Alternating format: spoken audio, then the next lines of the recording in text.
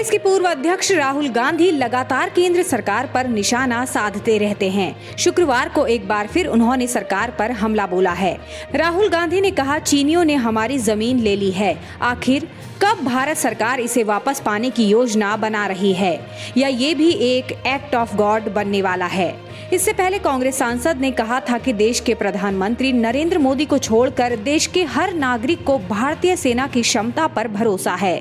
राहुल गांधी ने ट्वीट कर कहा था, हर कोई भारतीय सेना की क्षमता और वीरता पर विश्वास करता है, केवल पीएम को छोड़कर, जिनकी कायरता ने चीन को हमारी जमीन लेने की अनुमति दी, जिनके झूठ से यह सुनिश्चित होगा कि वे इसे बनाए रखेंगे।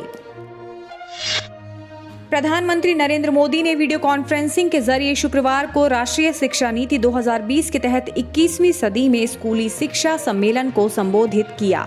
प्रधानमंत्री कार्यालय ने एक बयान में कहा था, शिक्षा मंत्रालय 2 दिवसीय सम्मेलन का आयोजन कर रहा है, जो गुरुवार से शिक्षा पर्व के रूप में शुरू हुआ है। हमें अपने विद्यार्थियों को 21वीं सदी की स्किल्स के साथ आगे बढ़ाना है।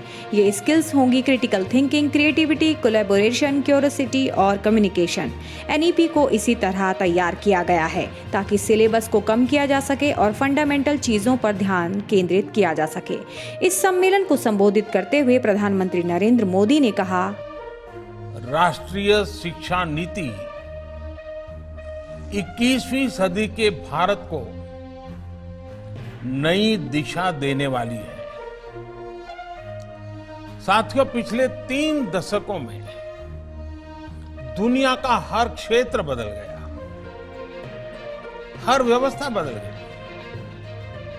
इन 3 दशकों में हमारे जीवन का शायद ही कोई पक्ष हो जो पहले जैसा ही रहा हो, लेकिन वो मार्ग जिस पर चलते हुए समाज भविष्य की तरफ बढ़ता है, हमारी शिक्षा व्यवस्था वो अब भी पुराने ढर्रे पर ही चल रही थी। पुरानी शिक्षा व्यवस्था को बदलना उतना ही आवश्यक था जितना किसी खराब हुए ब्लैक बोर्ड को बदलना आवश्यक होता है। कंगना रनौत और महाराष्ट्र सरकार के बीच पिछले कुछ समय से तनातनी जारी है। विवाद तब और बढ़ गया जब बीएमसी ने मुंबई में स्थित अभिनेत्री के दफ्तर को नियमों के उल्लंघन का हवाला देते हुए तोड़ दिया। अब उन्होंने कांग्रेस की अंतरिम अध्यक्ष सोनिया गांधी पर हमला बोला है। कंगना ने सोनिया से कहा है कि क्या वे अपनी सरकार से डॉक्टर आम्बेडकर द्वारा हमें दिए गए संविधान के सिद्धांतों को बनाए रखने का अनुरोध नहीं कर सकती हैं।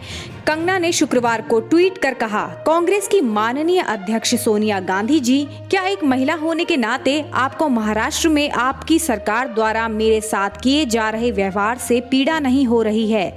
क्या आप डॉक्टर अंबेडकर द्वारा हमें दिए गए संविधान के सिद्धांतों को बनाए रखने के लिए अपनी सरकार से अनुरोध नहीं कर सकती हैं? उन्होंने आगे लिखा, आप पश्चिम में पली बढ़ी हैं और भारत में रह रही हैं। आप महिलाओं के संघर्ष से अवगत होंगी। इतिहास आपकी चुप्पी और भेदभाव का आकलन करेगा।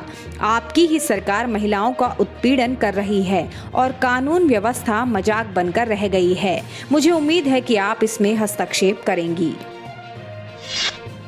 विदेश मंत्रालय ने बताया कि विदेश मंत्री एस जयशंकर और रक्षा मंत्री राजनाथ सिंह के हालिया ईरान दौरे में द्विपक्षीय व क्षेत्रीय मुद्दों पर चर्चा हुई। इस दौरान चाबहार परियोजना पर भी बात हुई। पिछले रविवार को रूस से लौटते हुए राजनाथ ने तेहरान में ईरानी रक्षा मंत्री ब्रिगेडियर जनरल आमिर हतमाई से मुलाकात की। वहीं मंगलवार को रूस जाते हुए जयशंकर ने तेहरान में ईरानी विदेश मंत्री जावेद जाफरी से मुलाकात की।